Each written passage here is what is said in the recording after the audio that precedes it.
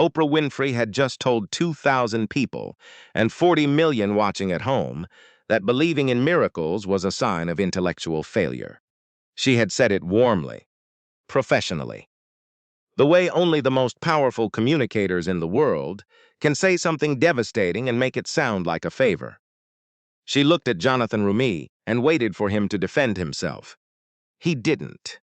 He smiled, gently, like someone who had just been handed a gift they weren't sure the giver meant to give.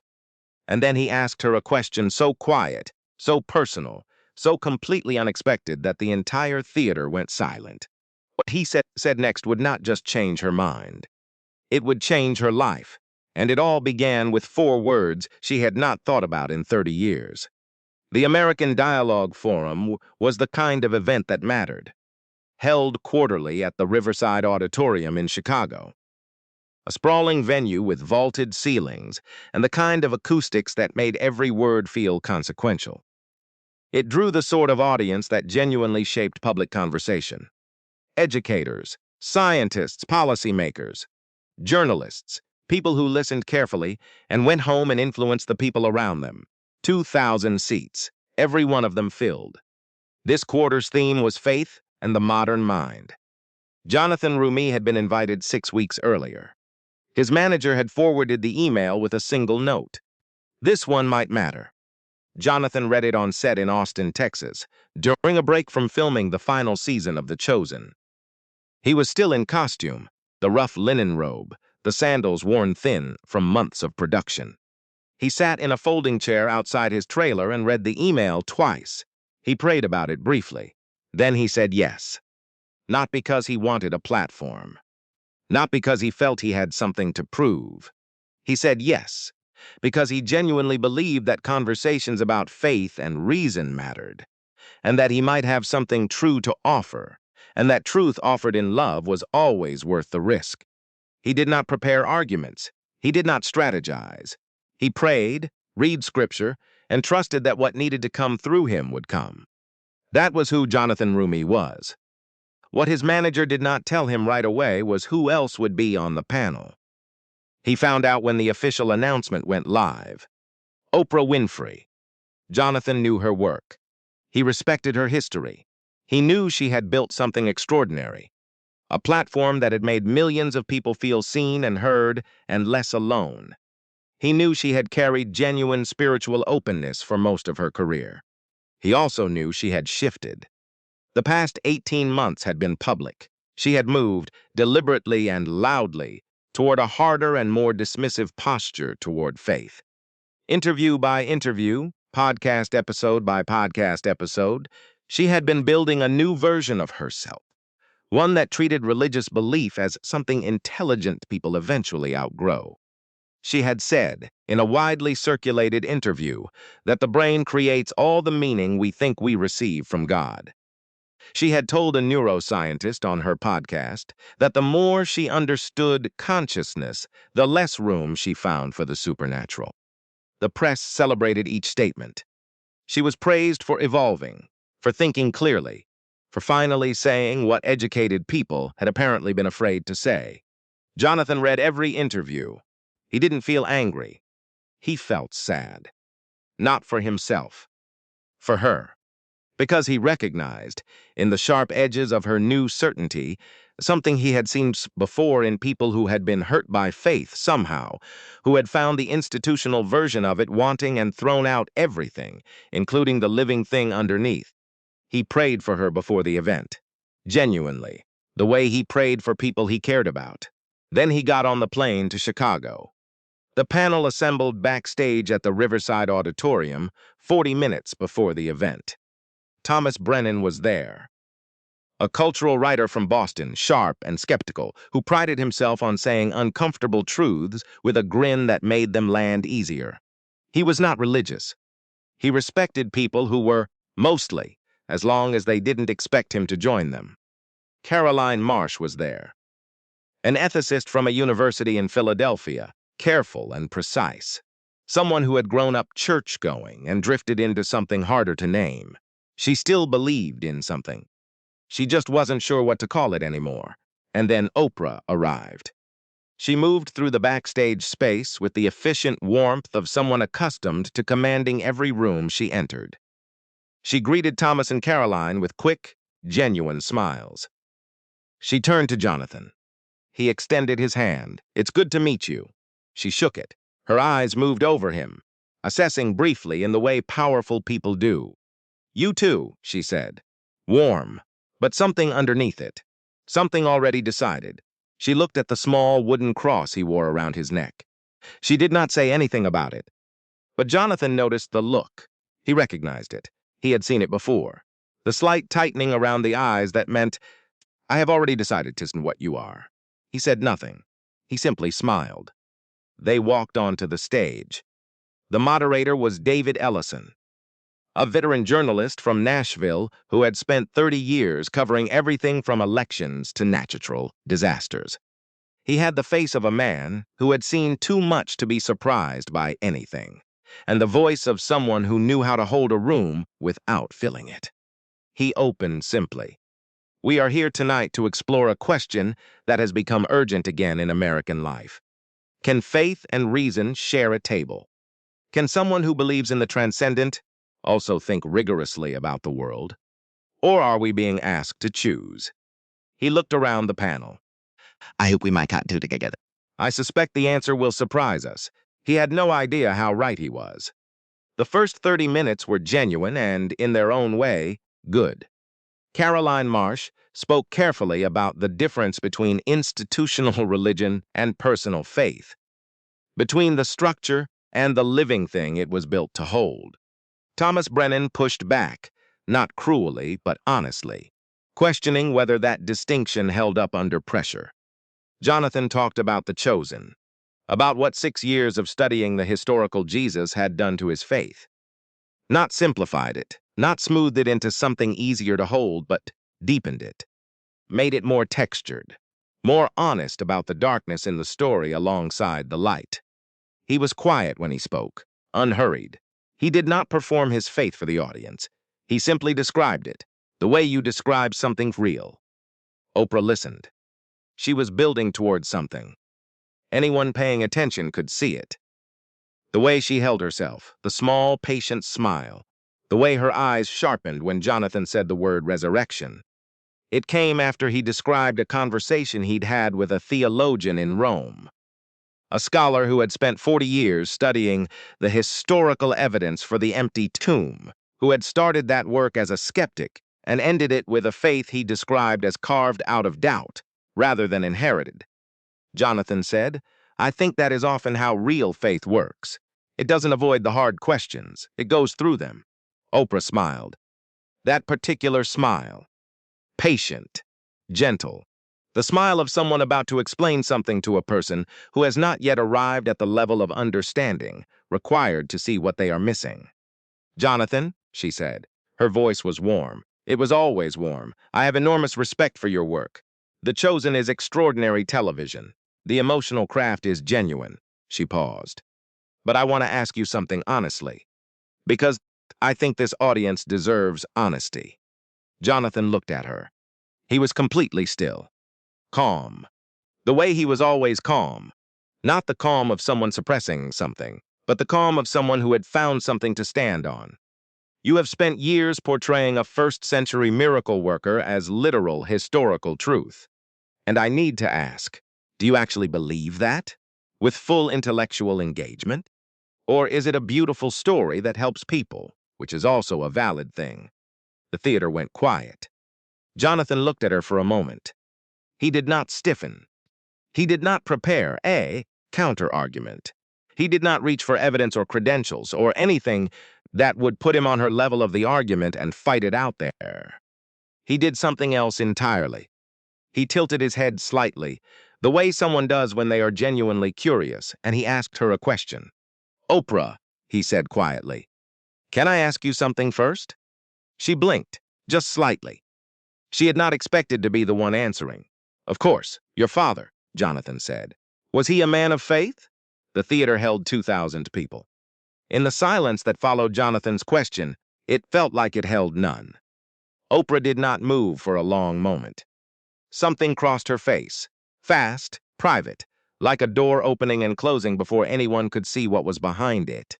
My father, she said carefully, was a Baptist deacon. Jonathan nodded, gently. And was he a serious man? Another pause, longer this time. He was the most serious man I have ever known. What made him serious? Jonathan asked. Oprah looked at him. The sharp edges of her prepared argument had gone somewhere. She was in different territory now. Territory she had not planned to enter tonight. He worked, she said slowly. He was responsible. He showed up. She stopped. He prayed. Every morning before anyone else was awake. Jonathan said nothing. He simply waited, with the particular quality of attention that people who loved him had described for years as the thing that made him extraordinary. Not the acting, not the voice, not the physical presence, but the listening. The way he listened, like what you were saying, was the most important thing currently happening on Earth.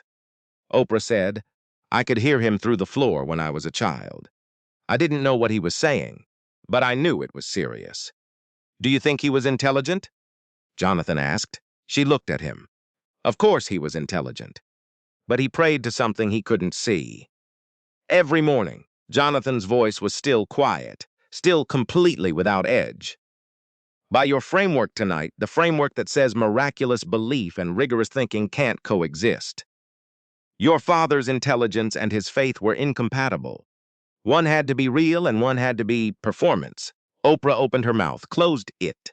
Jonathan said, very softly, I don't think that's true, and I don't think you do either. Thomas Brennan shifted in his seat. He had been preparing to enjoy a debate. This was not a debate. Caroline Marsh had gone very still, watching. David Ellison looked at the main camera and knew, in the way experienced journalists know things, that this was the moment that would define the evening. Oprah recovered herself. She was too skilled not to. Jonathan, she said. And her voice had recalibrated, warmer again, but with a new thread of something running underneath it. Something that might have been defensiveness. The fact that faith produces serious people doesn't validate the supernatural claims. The brain is extraordinarily powerful. The feelings of transcendence are real. They're just neurological. Jonathan nodded slowly, not dismissively. The way you nod when you are genuinely considering what someone has said. I've read the neuroscience, he said. I find it fascinating. The studies on religious experience and neural correlates. The work on how the brain processes meaning. She looked slightly surprised.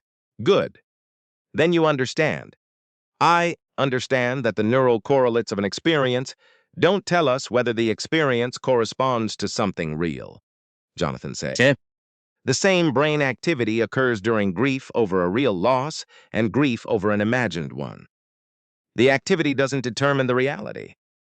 That's a philosophical question the neuroscience doesn't answer. A beat of silence. Thomas Brennan made a small sound.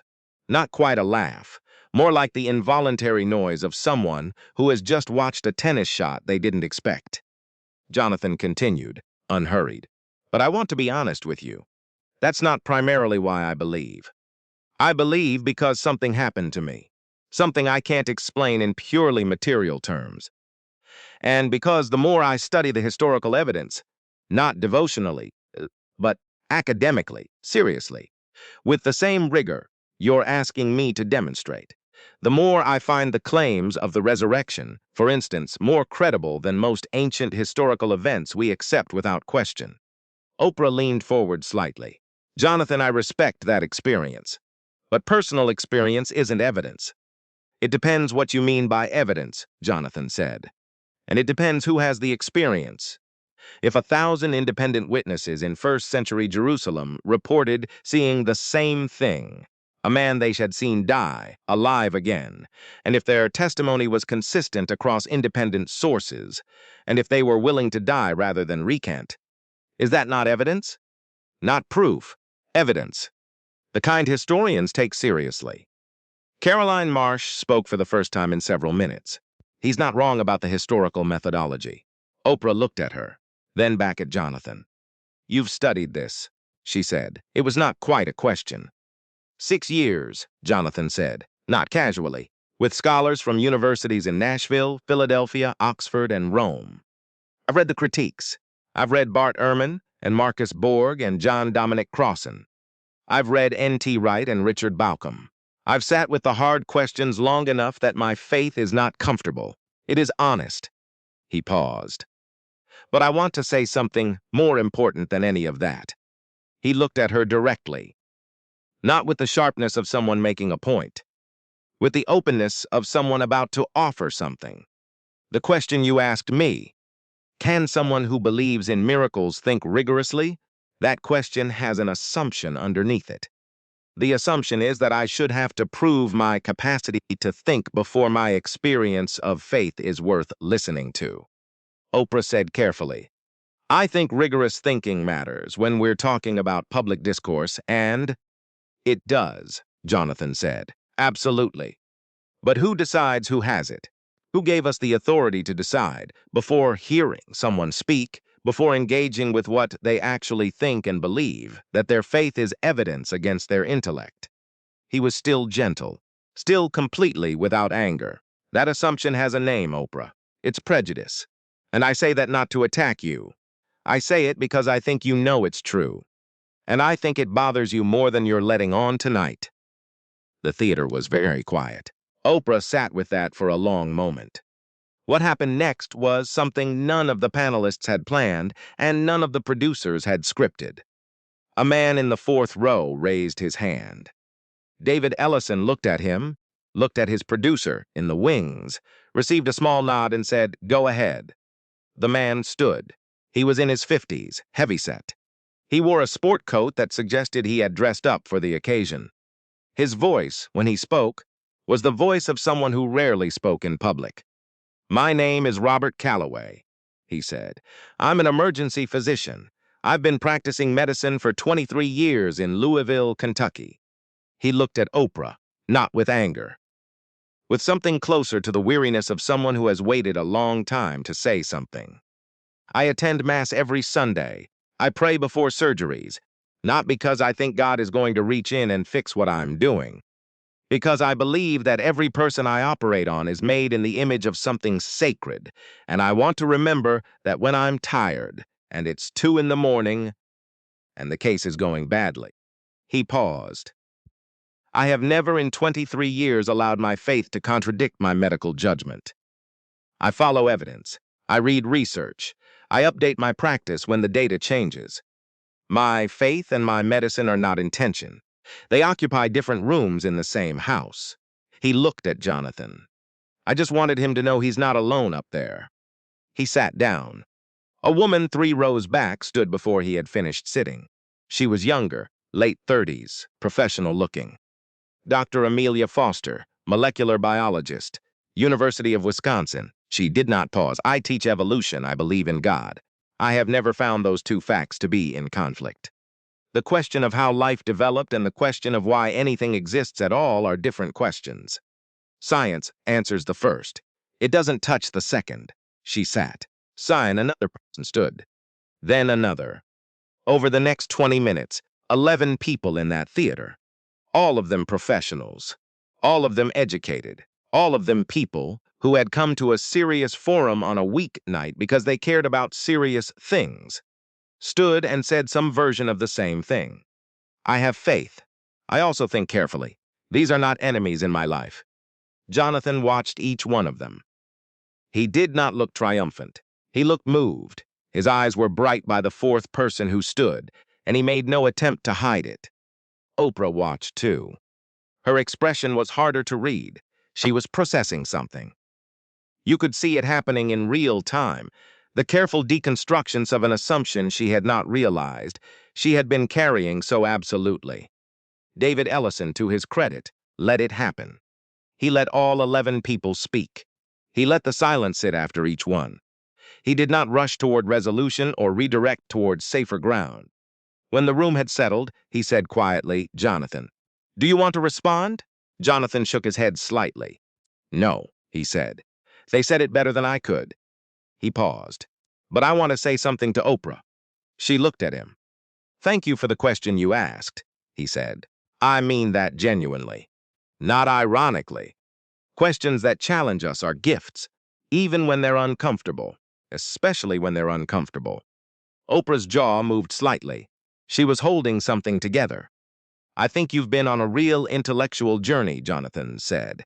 "And I think it came from something honest, a desire to think rigorously, to not believe things just because you were told to take ideas seriously enough to test them." He looked at her steadily. "That impulse is good. That impulse is actually what faith at its best looks like, too.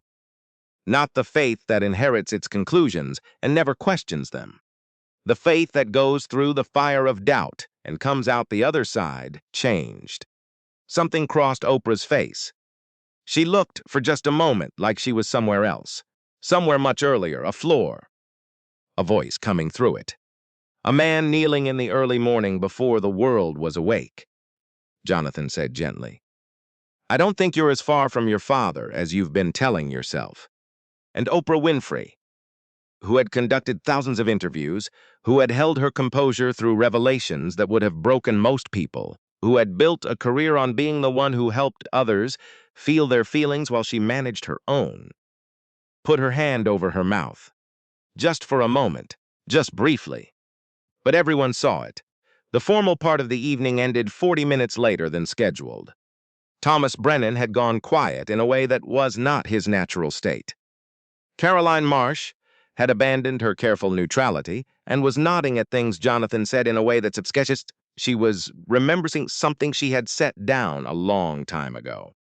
In the final portion of the discussion, Oprah asked Jonathan something that surprised the room. "How do you hold it?" she asked. The sharpness was gone from her voice. She sounded, for the first time all evening, like the woman who had made millions feel seen, the real one.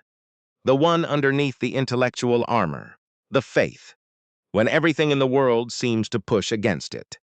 When the people around you are very certain it's not real, how do you hold it? Jonathan thought for a moment. "Honestly," he said, "some days I don't hold it. It holds me." He paused. "There are mornings when I sit down to pray and I feel nothing. No warmth, no presence. Just the sound of my own voice going somewhere. I'm not sure anyone is listening. And I pray anyway, not because I feel it. Because I've made a commitment to show up the way you show up for anything that matters, even when it's hard." He looked at her. "Your father knew that. That's what serious faith looks like. Not the faith that needs the feeling every morning to keep going. The faith that gets up and kneels down anyway," Oprah said quietly. "He never missed a morning, not once that I can remember." "That's fidelity," Jonathan said. "That's love. That's what faith looks like when it's real." Oprah looked down at her hands. Her voice, when she spoke, was very quiet. "I haven't thought about him that way in a long time. I think I've been thinking of his faith as something he had because he didn't have access to what I've had access to. Better education. Broader perspectives. The kinds of conversations I've been having these last couple of years." She paused. "That's a terrible thing to think about your father." Jonathan said nothing. He simply waited. "He was smarter than me," Oprah said, "in the ways that matter." The theater was very still. "I don't know if I believe what he believed," she said. "I genuinely don't know. But I think I've been so busy performing certainty that I stopped being honest. And I think I've been performing it in a way that—" She stopped. "That tells people like you, and people like those 11 people who stood up tonight, that what they have is less than what I have. That I've arrived somewhere they haven't." She looked up, at the audience, at Jonathan. "That was wrong of me." The silence that followed was not uncomfortable. It was the kind of silence that only comes when something true has been said in public, and the room needs a moment to receive it. Then slowly the audience began to applaud. Not the explosive applause of a crowd that has watched someone win. The slower, deeper applause of people who have watched someone be honest. Who have watched someone cross the distance between what they were performing and what they actually felt, and choose the real thing. Jonathan did not look triumphant. He looked grateful. His eyes moved across the audience, and his expression was the expression of someone who finds people genuinely moving, which was, Everyone who knew him confirmed exactly how he moved through the world every day. David Ellison leaned forward. His voice was quieter than it had been all evening. "Jonathan, is there anything you want to say to close?" Jonathan thought for a moment. "Just this," he said. "Every person in this room who has faith, and I know you're not all raising your hands, and that's fine, this is not a revival, but every person here who has faith and has felt like they had to keep it in a separate compartment from their intelligence, their professional life, their serious self." He paused. "You don't have to do that. Both things belong to you. They always have." He looked at Oprah. "And for everyone who has walked away from faith, or set it down, or decided the cost of carrying it in certain rooms was too high. I understand. I'm not here to argue you back. I'm just here to say that the door is always open.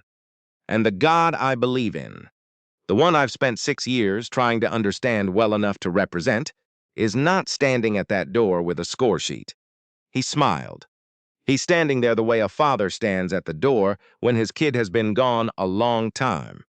Just glad you're coming back up the driveway." Oprah pressed her lips together, looked down. When she looked up, her eyes were wet. She did not wipe them.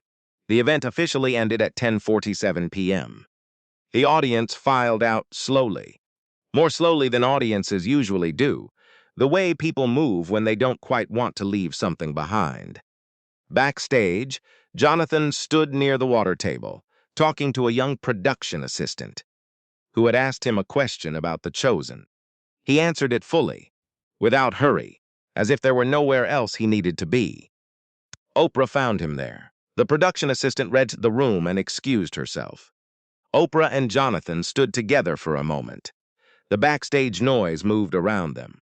"I owe you an apology," she said. "For how I came in tonight, I had already decided who you were." Jonathan shook his head slightly. "You asked honest questions." "I asked them from a position of contempt," she said. "That's different." "I know the difference." She paused. "I've been on the other side of contempt enough times to know exactly what it feels like to be handed it." Jonathan was quiet for a moment. "Can I ask you something?" he said. She nodded. "When did you stop going to church?" She thought about it. "About 12 years ago. After she stopped, there was a situation in a community I was part of. People who claimed to have faith behaving in ways that were deeply harmful. I think I threw everything out. The building and what it was built to hold." Jonathan nodded slowly. "That happens. More than people admit." He paused. "The institution and the thing it points toward are different. The institution fails because it's made of people. The thing it points toward," he looked at her, "that doesn't fail, even when we can't feel it." Oprah was quiet. "My father," she said finally, "he stayed in that church for 40 years, through everything. I used to think that was stubbornness, lack of sophistication, not enough exposure to better options." "And now?" Jonathan asked. She looked at him. "Now I think it might have been the most sophisticated thing any of us can do. To stay, to keep showing up, to kneel down even when you feel nothing." Jonathan said gently, "He sounds like someone worth missing." Oprah's breath caught, just slightly. "He died 11 years ago. I'm sorry." She nodded. Then, after a long pause, "I think I've been angry at him for leaving, and I think I converted that anger into," she gestured vaguely at herself, at the persona she had been building, "into this, into certainty that what he had wasn't real, because if it wasn't real, then I don't have to grieve it. I don't have to miss it." Jonathan said nothing. He simply stood with her in that. It was what he was best at. Not arguing, not convincing, just being present with someone in the place where they actually were. After a long moment, Oprah said, "How do you do that? Just stand there like that? Without needing to fix it or fill it?" Jonathan smiled slightly. 6 years of trying to understand someone who was very good at it. Oprah laughed. Small and genuine. The first genuine laugh of the evening. "Thank you," she said. "For tonight." She paused. "For not fighting me the way I was fighting you." "I wasn't going to fight you," Jonathan said simply. "Why not?" He looked at her. "Because I don't think that's what you needed, and I don't think it's what I'm for." What happened after the forum was not what anyone in the media predicted. The footage was posted online within the hour. By midnight, it had 7 million views. By the following morning, 50 million. Within a week, the number had climbed past 200 million. But the response was different from what viral moments usually produce. There was no gleeful commentary about who won. There was no scoreboard. There were no headlines declaring defeat or victory. What people shared again and again was the moment Oprah said, "I think I've been performing certainty," and the moment Jonathan said, "Both things belong to you. They always have." People shared those moments the way you share something you have been waiting to hear someone say. The comments were not arguments. They were confessions. "I have a PhD in biochemistry and I pray every night, and I have never told anyone at work. I'm a high school science teacher, and I believe in God, and I keep those two things in completely separate boxes, because I don't know what would happen if they touched. I left the church 15 years ago because of something that happened. I've missed it every day. I didn't know I was allowed to go back. My father was like Oprah's father. He prayed every morning. He died 2 years ago. Watching this, I realized I've been mad at his faith because I don't know how to grieve him." The comments went on. Thousands, tens of thousands, then more. 3 weeks after the forum, Oprah released an episode of her podcast that she recorded alone. No guest, no studio audience, just her voice in a quiet room. She talked for 90 minutes. She talked about her father, about the sound of his prayers through the floor, about the way she had learned, slowly and unconsciously, to be ashamed of that part of her story. Not because anyone told her to be ashamed, but because the rooms she entered as she became powerful were rooms where that kind of faith was treated as something people had before they knew better. She talked about the forum, about Jonathan, about the moment he asked about her father, and she felt, without warning, the specific weight of 11 years of grief she had been storing in a place she didn't visit. She talked about contempt, about how contempt had dressed itself up, in her life, as sophistication, how she had performed certainty she did not fully feel, because certainty was what the room she wanted to be in required. She was honest in a way she had not been publicly honest in a long time. She did not announce a return to faith. She was too careful for that, too honest. What she said was, "I don't know what I believe about God. I am genuinely uncertain, but I know that my father's faith was real. And I know that treating real faith as evidence of intellectual failure is wrong. And I know that I have been doing that. And I am sorry." She said it directly to the camera. She said it to the millions of people who had watched her build a new identity on the rubble of something she should have held more carefully. The episode was downloaded over 100 million times. The response to Oprah's podcast was not what she expected either. Some people praised her. But the people who mattered most to her, the intellectual establishment she had been courting for 18 months, the commentators and philosophers and scientists who had celebrated her secular renaissance, were not pleased. A prominent atheist writer published an essay calling her podcast episode a betrayal of reason. A podcast host she had appeared with 3 times wrote a piece suggesting she had allowed sentiment to override clear thinking. A media company she had been in early negotiations with quietly paused their conversations. It cost her, in real measurable ways, speaking engagements, partnerships, the approval of rooms she had worked hard to enter. She let it cost. She did not release clarifying statements. She did not backtrack. She did not perform regret about the honesty in order to reclaim lost ground. She sat with the cost, the way Jonathan had described, sitting with prayer when you feel nothing. Not 'cause it's comfortable, but because you made a commitment to stay with what's true. That decision told people something about who she was, that all the previous 18 months of carefully managed repositioning had obscured. She was still the person who showed up for the truth even when it was expensive. She had just lost track of that for a while. Jonathan Roumie received a letter 4 months after the forum. It came from a woman named Patricia Dawson. She was 61 years old. She had worked as a librarian in a suburb of Cincinnati for 32 years. She had faith, had always had faith, and she had spent most of those 32 years keeping it carefully out of sight at work, because the cultural message was clear and she had received it young. In professional spaces, faith was something you practiced privately, and if you brought it into the open, you became a different kind of person in people's minds. She wrote that she had watched the forum footage alone on a Saturday morning. She had made tea. She had sat at her kitchen table. She had watched the whole thing without moving. She wrote, "I have never in my life watched someone respond to contempt the way he did, not with arguments or anger, with a question about her father, as if he already knew that the real issue was not intellectual at all, as if he could see the grief underneath the certainty." She wrote, "The Monday after I watched it, I put a small cross on my desk. I have kept it in a drawer for 19 years. I took it out. I put it on my desk.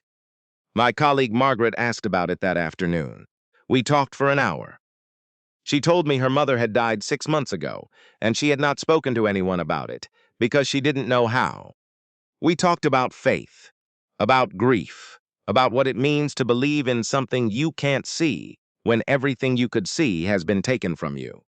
She closed, "I just wanted him to know that what he did that night mattered in a small library in Cincinnati. That two women talked honestly for the first time in years because a man on a stage in Chicago refused to fight and asked a question instead." Jonathan read the letter 3 times. Then he sat quietly for a while. He thought about the 47,000 messages he had received after the forum. The patterns in them. How rarely people talked about the intellectual arguments. How almost everyone, when they got to the part that mattered, talked about a parent, a loss, a thing they had been carrying alone. He thought about how the world is full of people keeping crosses in drawers. He prayed for Patricia Dawson, by name, for several minutes. Then he wrote back. The Riverside Auditorium placed a small note in their program for the following quarter's event. It read, "The American Dialogue Forum exists to create space for honest conversation across genuine difference. We believe that the most important conversations are the ones we are most tempted to avoid. We are grateful to everyone who showed up for faith and the modern mind and taught us that honest questions, asked in love, can reach places that arguments never could." It did not name anyone. It did not need to. Jonathan Roumie continued filming the final season of The Chosen. He talked about the forum in interviews. When asked, with the same quality of attention he brought to everything, completely present, not performing, willing to sit with the hard parts. He said once, in a conversation with a journalist from a magazine in Nashville, something that became widely quoted. "I didn't go to Chicago to win an argument. I don't actually know how to do that well. What I know how to do is show up and tell the truth and trust that the truth, offered in love, goes somewhere even when you can't see where." He paused. That's also what faith is. At the bottom of it, you show up, you offer what you have, you trust the rest. Oprah Winfrey attended her father's church in a small town in Tennessee on a Sunday morning 6 months after the forum. She told no one she was coming. She drove herself. She arrived a few minutes before the service began and sat in the back, near the wall, the way people sit when they're not sure they're allowed to be somewhere. The pastor recognized her. He said nothing about it. He preached his sermon. He led the congregation in the hymns they always sang. When it was time for the hymn her father had loved most, a hymn she had not heard in years, one she had thought she had forgotten, she discovered she remembered every word. She sang, quietly, just for herself, just for whatever was listening, but she sang. After the service, the pastor walked to where she was still sitting. He did not ask for anything. He did not treat her as a celebrity. He simply extended his hand and said, "Your father was a good man. We still talk about him." Oprah said, "I know." She drove home. She did not write about it. She did not post about it. She did not use it. It was hers, just hers. Some things are like that. This is how change actually works. Not in the headlines, not in the viral moments, though those matter too, they open doors. But in a woman in Cincinnati putting a cross on her desk after 19 years in the drawer. In two colleagues talking honestly for the first time. In a daughter driving herself to a small church, discovering she still remembers the words. In 47,000 people sending messages to a man who smiled when he was expected to fight. Jonathan Roumie will tell you he didn't do anything at the forum. He talked to someone. He asked about her father. He told the truth about what he believes and why. He left room for her to find her way to her own truth, on her own timeline, without needing to win. "That's not impressive," he said once, when someone called it remarkable. "That's just trying to pay attention to the persons in front of you." He paused, which is all faith ever asked of any of us. Pay attention. Show up. Keep going. Trust that love reaches places logic can't. He smiled.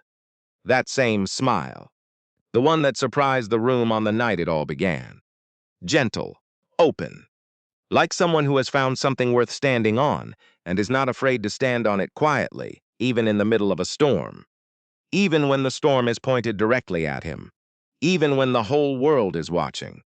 There is a morning every day in every city in this country when someone gets up before the world is awake and kneels down. They might be a doctor, a librarian, an emergency physician, a molecular biologist, a woman who hasn't done this in years but is trying again.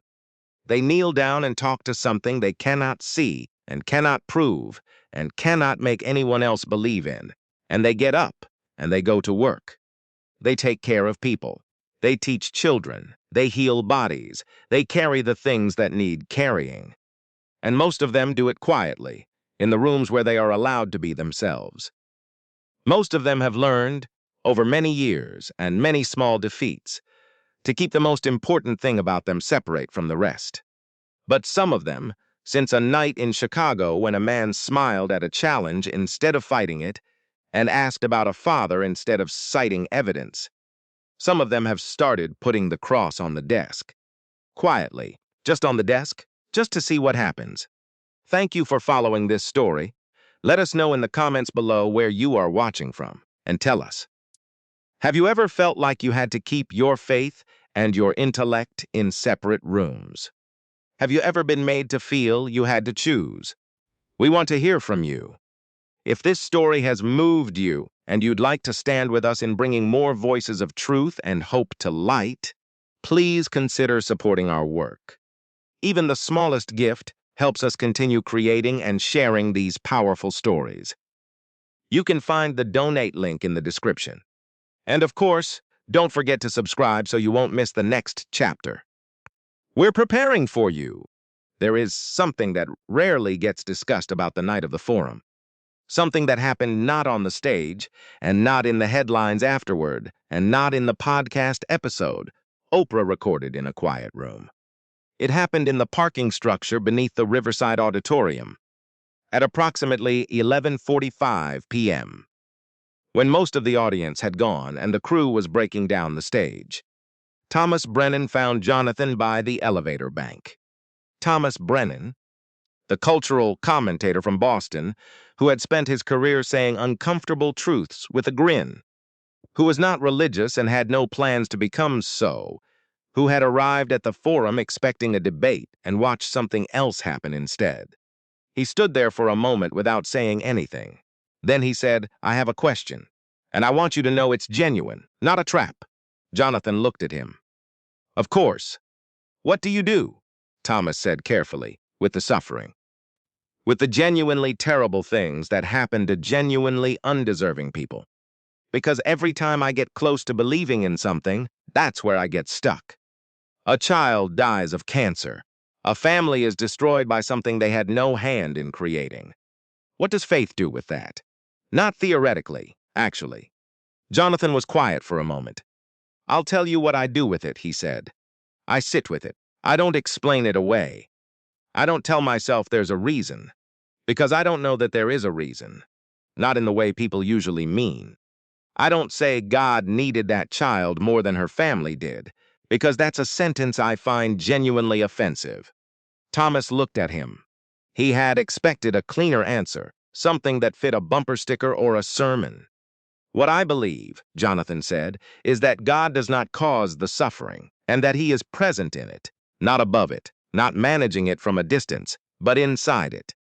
That the incarnation, the whole point of it, was God choosing to enter the worst of what we experience rather than observe it from safety.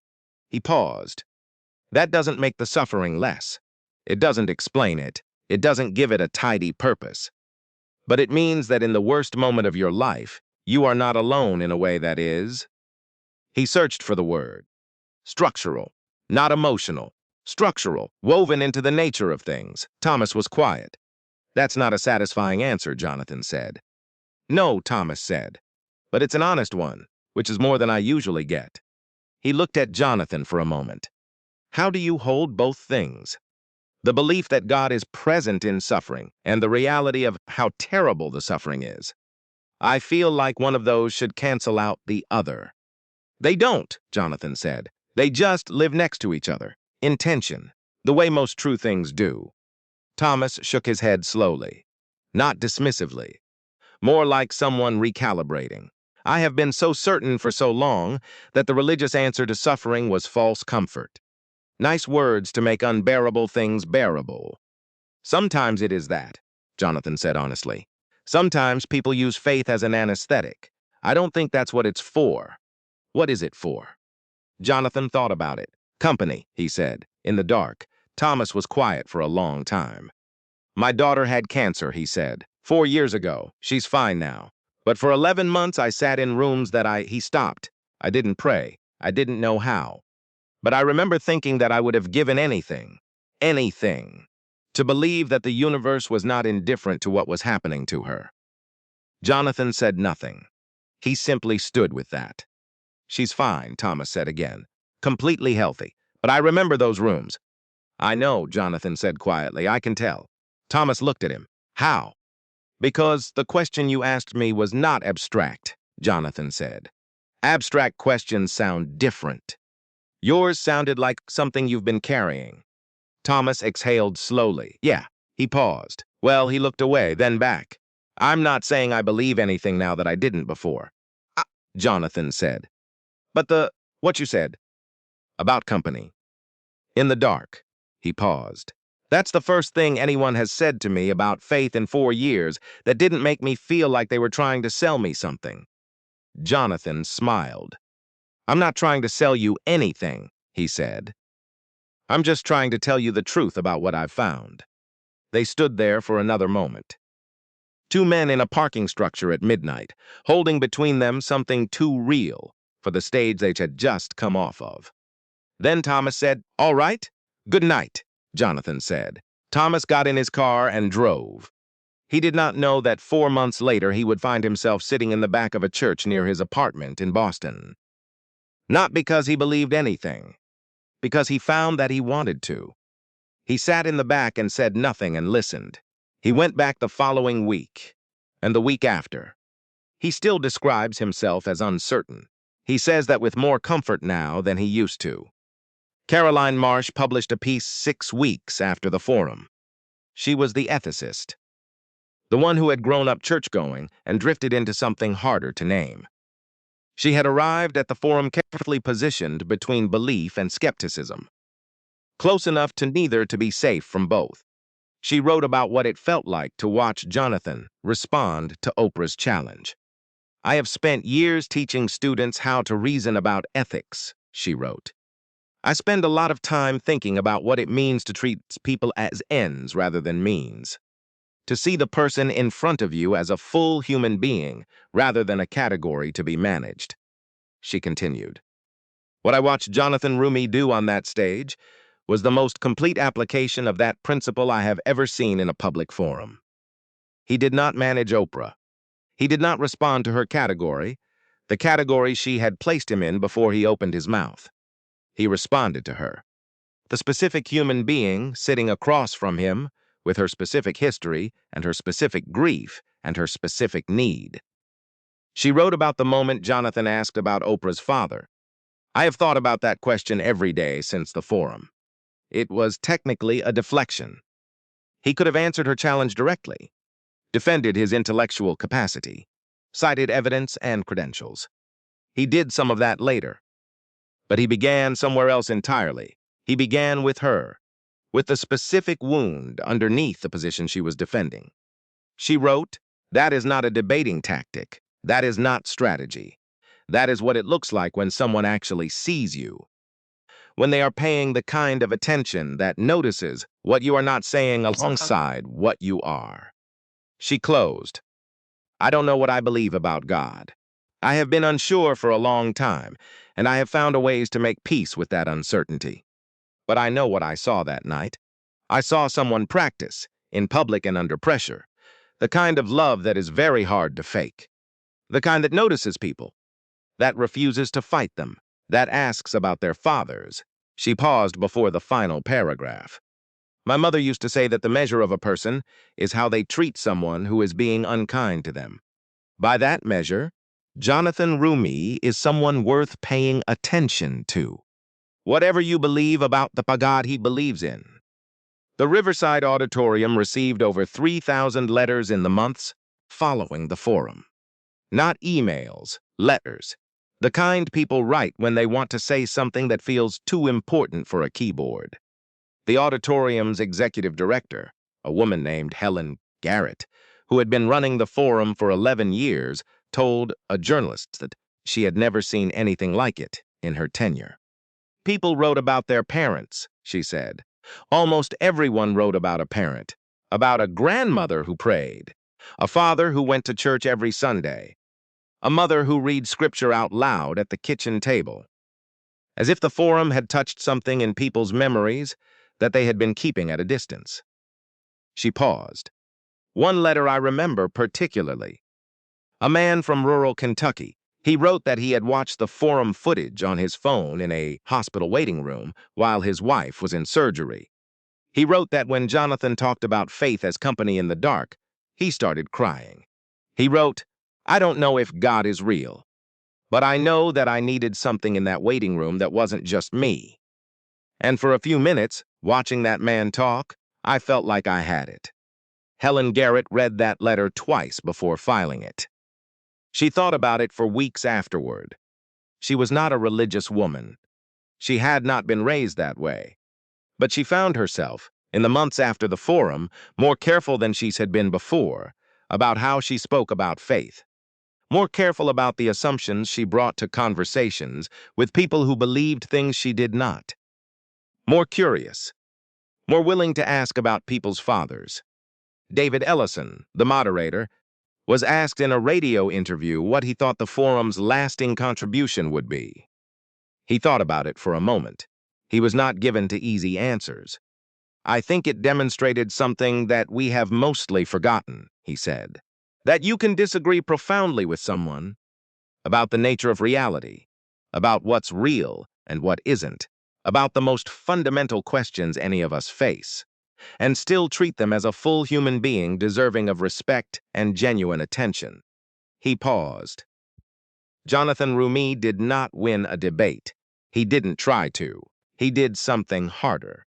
He stayed present with someone who was being unkind to him and looked for the real question underneath the unkind one. And when he found it, he answered that one instead. He was quiet for a moment. "I've been doing this for 30 years. I have watched some extraordinary conversations. That was one of the most human things I have ever seen happen on a stage." Jonathan Roumie, in a quiet conversation several months after the forum, was asked what he had been praying for on the night it happened. He thought about it. "I prayed before I went on," he said. I prayed that whatever needed to come through me would come, that I would be present enough to actually see the person in front of me instead of the argument they were presenting." He paused. "And I prayed for Oprah, genuinely, not in a condescending way, not 'Lord, please fix this person's,' just for her, for whatever she was carrying. Because I could see, even before she said anything about her father, that she was carrying something." He looked at his hands. "I think that's what prayer does, actually. Not the asking part, though there's nothing wrong with asking. The attending part. It makes you pay attention differently. To people. to what's underneath what they're saying, to the specific shape of someone's pain. He looked up. If I did anything right that night, it was just that. Paying attention. Patricia Dawson, the librarian in Cincinnati, who put the cross on her desk, sent Jonathan a second letter 8 months after the forum. She wrote that her colleague Margaret, the one whose mother had died, had started attending a small church near her apartment, that they had gone together twice, that the third time Margaret had gone alone. She wrote, "She told me last week that she sang a hymn her mother used to sing. She said she didn't expect to remember it. She said she cried, but not the way you cry from sadness. The way you cry when something you thought was lost turns out to have been somewhere you forgot to look." She closed the letter simply, "I thought you should know that the cross is still on my desk, and that it keeps starting conversations, and that every one of those conversations eventually comes back to someone's mother or someone's father, or something they kept in a drawer for a long time." She added a postscript. "Margaret says thank you. She doesn't know your name. She doesn't need to. She just says thank you to whatever started this. This is how it works. Not in grand moments, though grand moments open doors. In a cross on a desk after 19 years. In a man sitting in the back of a church in Boston because he wants to. In a woman singing a hymn she thought she had forgotten. In a daughter driving herself to her father's church and discovering that the words are still in her. In 2,000 people sitting in an auditorium feeling, watching someone refuse to fight and feeling. Deep in the part of themselves that remembers things they have set down, that both things have always been true. That you do not have to choose. You never had to choose. The question was never really about intelligence. It was about grief and love and the specific weight of what we carry alone when we could be carrying it together. It was about crosses kept in drawers and the Monday mornings when we take them out, and what happens in the space between two people when someone finally does. There is one more thing that happened the night of the forum that has not been widely reported. After Oprah drove home, after Thomas Brennan drove home, after the crew finished breaking down the stage and the auditorium lights went dark, Jonathan stayed. He stayed in the empty building for about 20 minutes. He sat in one of the seats in the front row, not the stage, not the panel desk, just a seat in the house, like any other audience member. The lights were low. The theater was quiet the way theaters are quiet after everyone has left, which is a particular kind of quiet, layered, and residual, as if the room is still holding something of what happened in it. He sat there. He prayed. Not out loud, not with any specific petition. Just the practice he returned to every day, showing up, attending, being present to something larger than himself.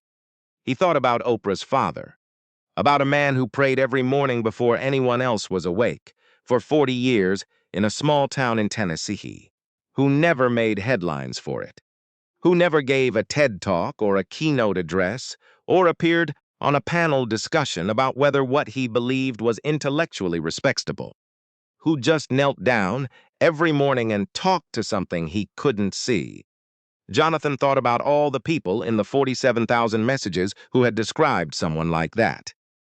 A grandmother, a grandfather, a mother, a father. Someone who prayed quietly, who sang in a choir no one heard, who kept faith alive in a small and ordinary life without ever asking for credit or recognition. He thought about how most of the things that matter most are like that.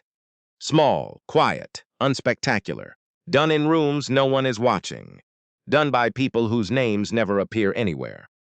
He sat in that theater and thought about all of them. He felt, in the particular way he had learned to notice, what he could only describe as company. He was not alone in that empty building. He was not sure he had ever been alone in any room he had ever been in. That was the thing faith had given him, above all else, that he could not have found anywhere else. Not the arguments, not the credentials, not the evidence for the resurrection, though he found that evidence genuinely compelling. The company, the sense that the universe was not indifferent, That love was not a neurological artifact, but the actual ground of things. That every person he had ever sat across from, the ones who challenged him, the ones who dismissed him, the ones who stood up in the fourth row, and the ones who kept crosses in drawers for 19 years. Every one of them was held by something that did not require their awareness of it to remain true. He sat with that for 20 minutes. Then he got up, put on his coat, walked out through the lobby and into the Chicago night. He did not tell anyone about those 20 minutes for a long time. When he finally did, in a conversation with a journalist in Nashville who had asked about his inner life, he said simply, "I sat in the theater for a while after everyone left, just to be grateful." The journalist asked what he was grateful for. Jonathan thought about it. "The question," he said, "the specific question she asked, about whether I could really believe what I say I believe. Because it was the question that needed to be asked. And asking it in front of 2,000 people, even in the way she asked it, gave all of us, all of them, in the audience, all the people who wrote afterward, gave them permission to ask it too. Out loud, together." He paused. "The question is the beginning of everything. Not the answer, the question." He looked at the journalist. "Your father, was he a man of faith?" The journalist blinked. She had not expected to be asked a question. "He was," she said, after a moment. "He was, actually. He read the Bible every night." Jonathan nodded. "Tell me about him," he said. And he listened. He always listened. That was who he was. That was who he had always been. 6 months after the forum, a professor at a university in Ohio named Dr. William Carter assigned the footage to his graduate seminar in philosophy of religion. He was not religious himself. He was rigorous, precise, the kind of scholar who treated every idea with the same demanding skepticism.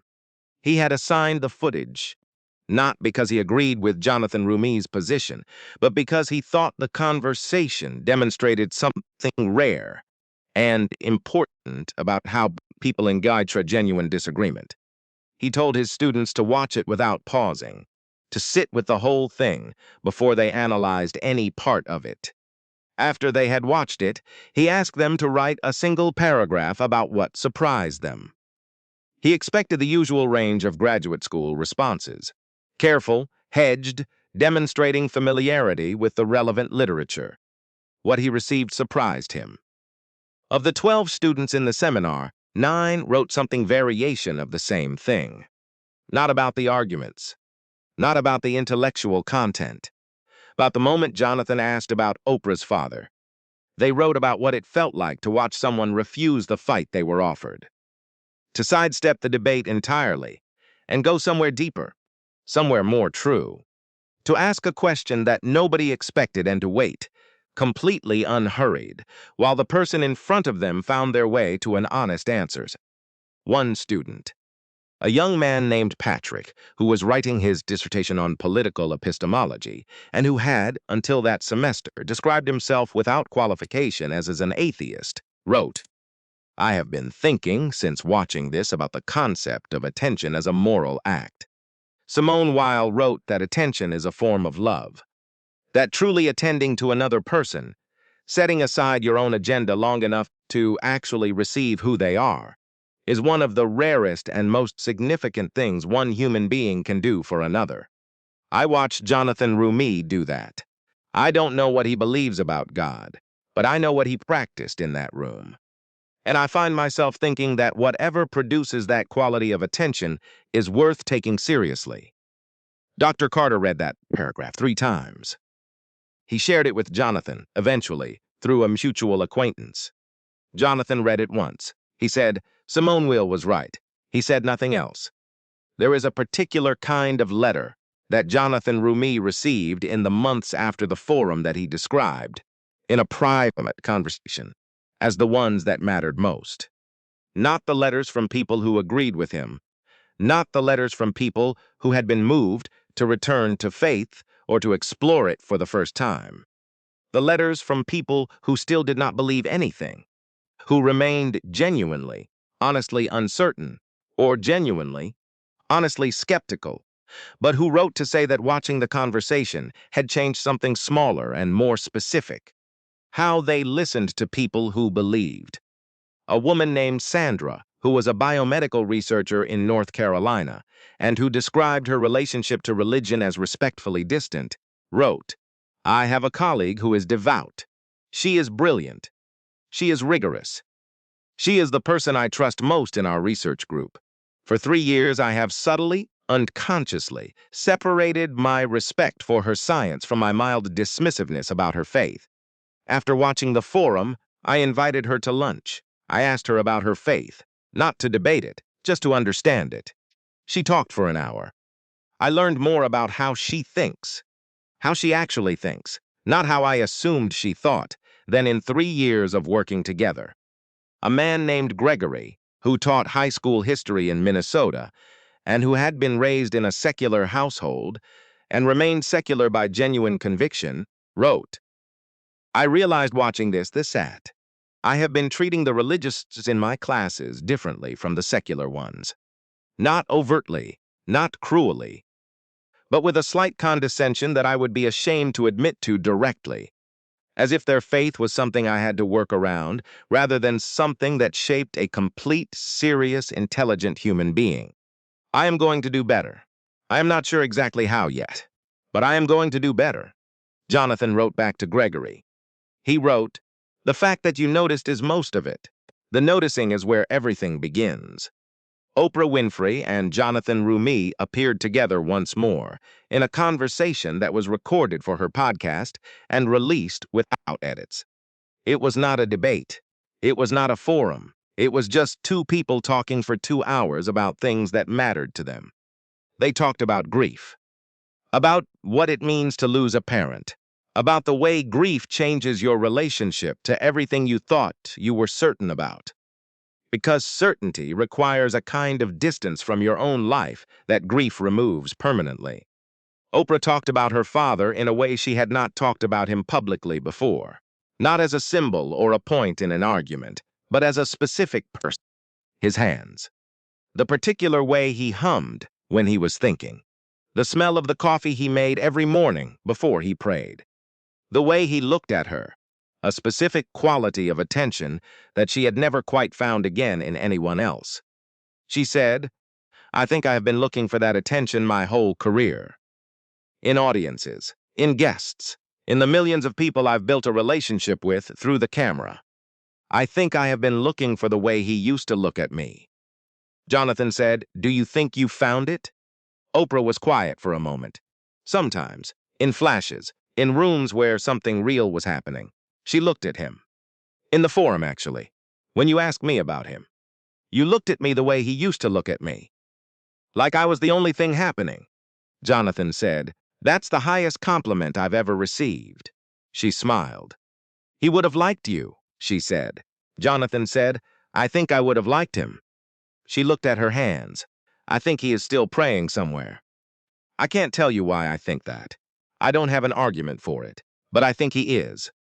Jonathan said nothing. Is that faith? She asked. Or is that just needing it to be true? Jonathan said, I think those two things are less different than we've been told. She looked at him. Faith is not certainty, he said. It was never meant to be certainty. It is trust in the presence of uncertainty. It is choosing to live as if the love is real even when you can't prove it. Not because you're naive. Because something in your deepest experience of the world tells you it is true, and you decide to honor that instead of explaining it away. He paused. Your father chose that every morning. For 40 years. That choice is not stupidity. It is not lack of sophistication. It is one of the most courageous things a human being can do. Oprah sat with that. Okay, she said finally, very quietly, okay. It was not a conversion. It was not a declaration. It was just a door cracked open, a woman letting in a little of what she had kept outside for a long time. The podcast episode was downloaded 130 million times. The comment that appeared most often, in variations across every platform where it was shared, was this. This is the conversation I have been waiting for someone to have. Jonathan Roumie went back to set in Austin the week after the podcast recorded. He was filming a scene from the final season of The Chosen. A scene he had prepared for carefully. researching the historical context, reading the relevant texts, sitting with the emotional and spiritual weight of what the moment required. The scene was simple. Jesus, surrounded by people who had been arguing about theology and credentials, and who was right and who was qualified to speak, turns to a woman in the crowd who has not said anything, who has been standing at the edge of the argument, listening, holding something heavy. He looks at her. He asks her a question. She tells him about her life, about what she has lost, about how long she has been carrying it. He listens, completely, with his whole attention, like she is the only thing happening.